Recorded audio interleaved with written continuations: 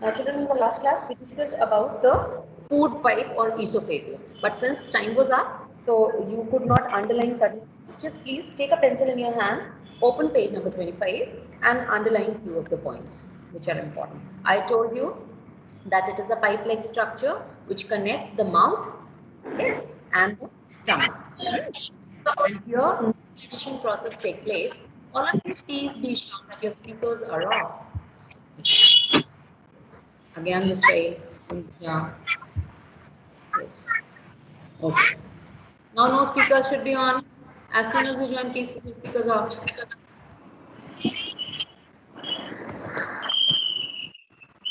Page Okay. number. So what happens to that here no digestion process as such takes place, but what happens is that this is a tract, you can say it is a pipe-like structure that helps in shifting the food from the mouth to the stomach.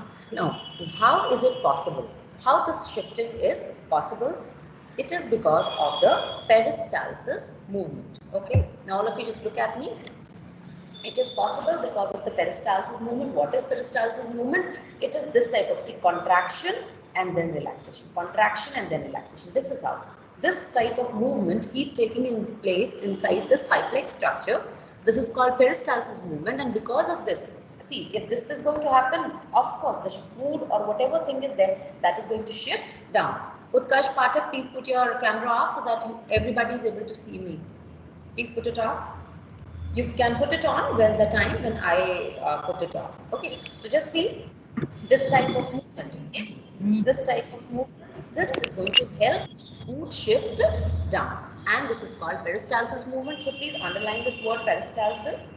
In the second paragraph, you can see food is pushed down by rhythmic contraction and relaxation or expansion, movement of the wall of the food pipe. This is called peristalsis. Please underline this. And above that, in the second paragraph, second line, the windpipe carries air from the nostrils to the lungs. At that point of separation, there is a flap-like structure called epiglottis. This epiglottis is also important. I told you about it in the last class. Yes, this epiglottis is Excuse a me, flap-like ma'am. structure, and it helps in separating so that the windpipe closes and the food enters the food pipe. So that is epiglottis. Excuse me, ma'am. Then the next one, in the next paragraph, we talk about the third one, that is, yes, muscular contraction, relaxation you have done. Now, an important thing about this is, children, that the food, now as I told you that this is a pipe-like structure and the food, it enters it and it shifts down. Now, sometimes even so because of these movements, this peristalsis movement, it is such that the food shifts down, and it is such that even if you just stand upside down, अगर आप उल्टा खड़े हो जाते, then also this food does not come out of your mouth. It's only when there is certain disturbance in your stomach, there is some bacterial infection or something like that, then you vomit the food. Okay, so it is only in that condition. Otherwise, food once gone in does not come out. I hope this much is clear to everyone. Please give your reaction so that we can proceed. Okay, yes. And in the diagram also, children, on page number 25, you can see this red color ball-like structure that indicates the food particle. Now here you see the contraction this way, contraction and then relaxation, contraction, then relaxation, then contraction, then relaxation. This goes on throughout the track, and this is how it helps in shifting the food down. Next is we are going to talk about the stomach. Now stomach, what is the food pipe ends into the stomach. It is, if you just tilt the alphabet J, it looks like somewhat like tilted J. The alphabet J. It is a bag-like structure, and in Hindi you call pet. So that is the stomach. The food from the esophagus or the food pipe, it shifts into the stomach.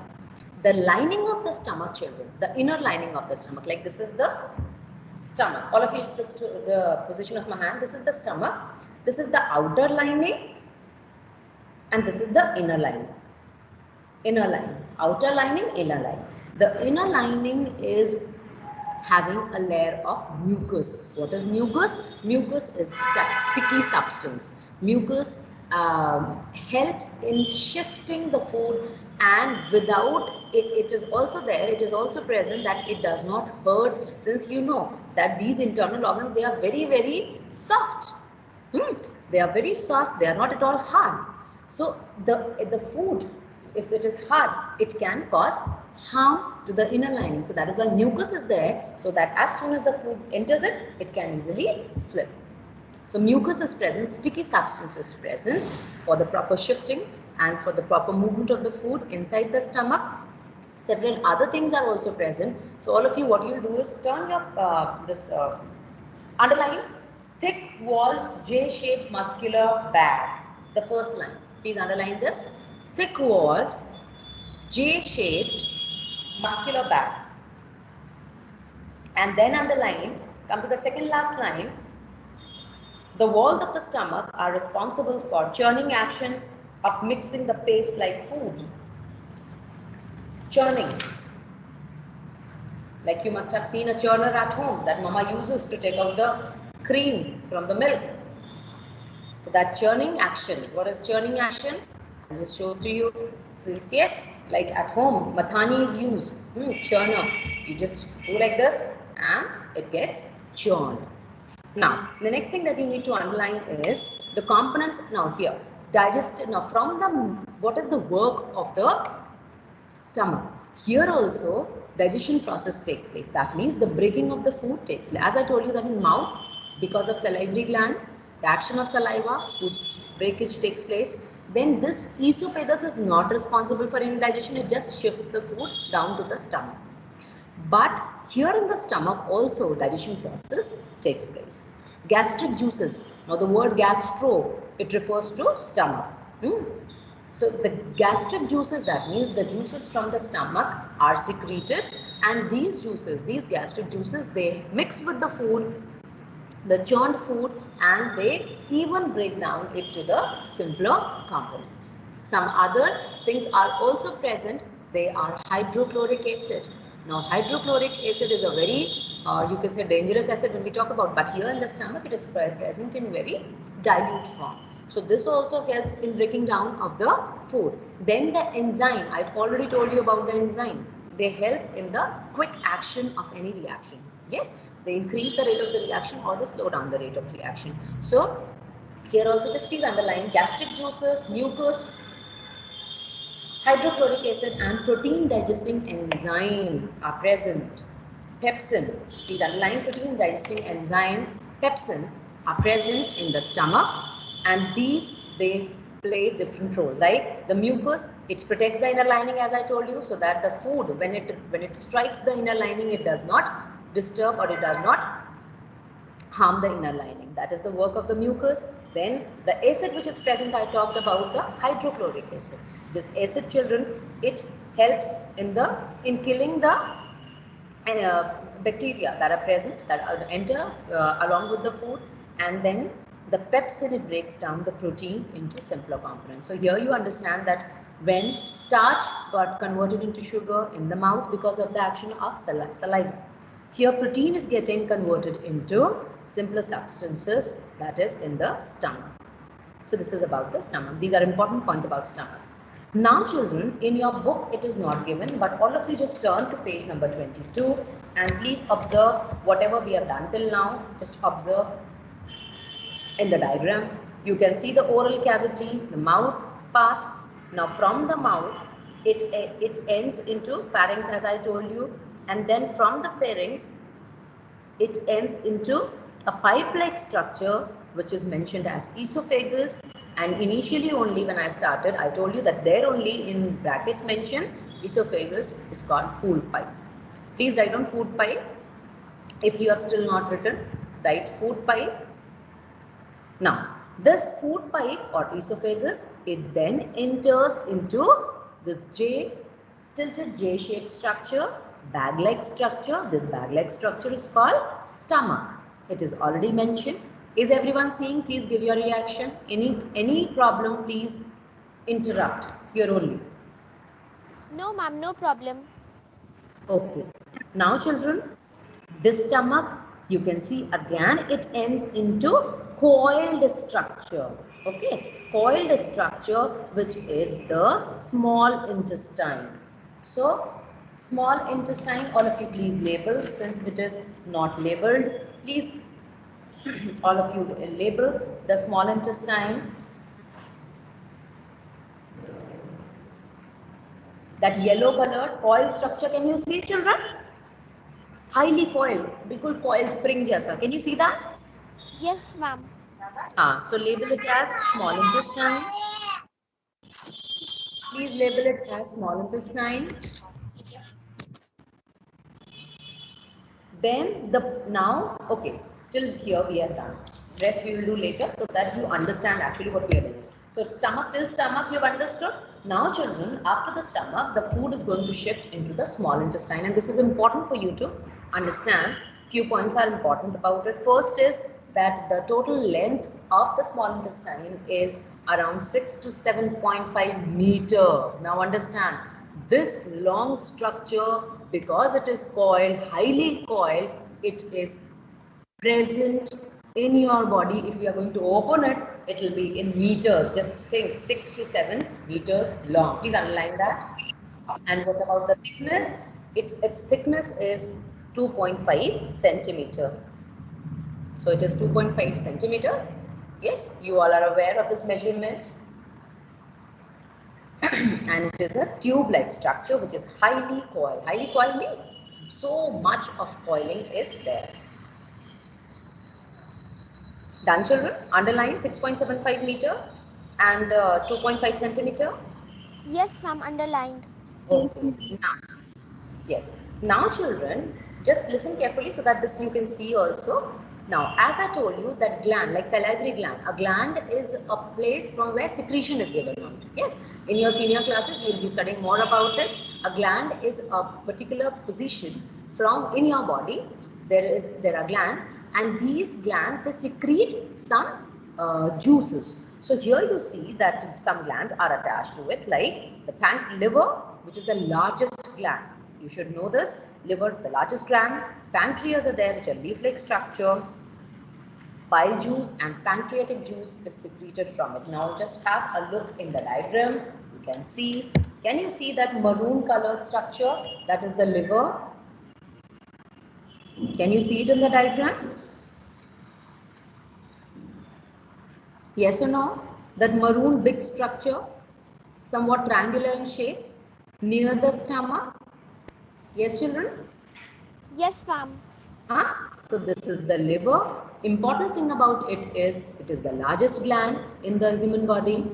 Then next we talk about, you can see some whitish structure which is present at the base where the stomach ends. It is there. It is a leaf-like structure, somewhat leaf-like structure. It is the pancreas.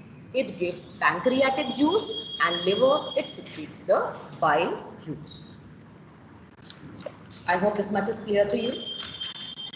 So as we are learning about the parts of the digestive system, we are also seeing it side by side. Fine.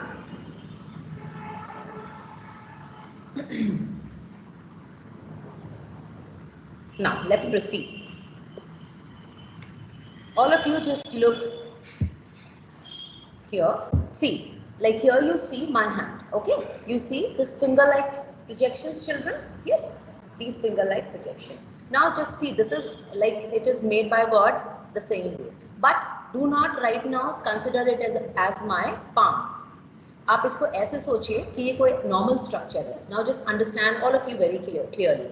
See, if we open this and we make it in a line, if we open it in a line-like structure, then what do you think?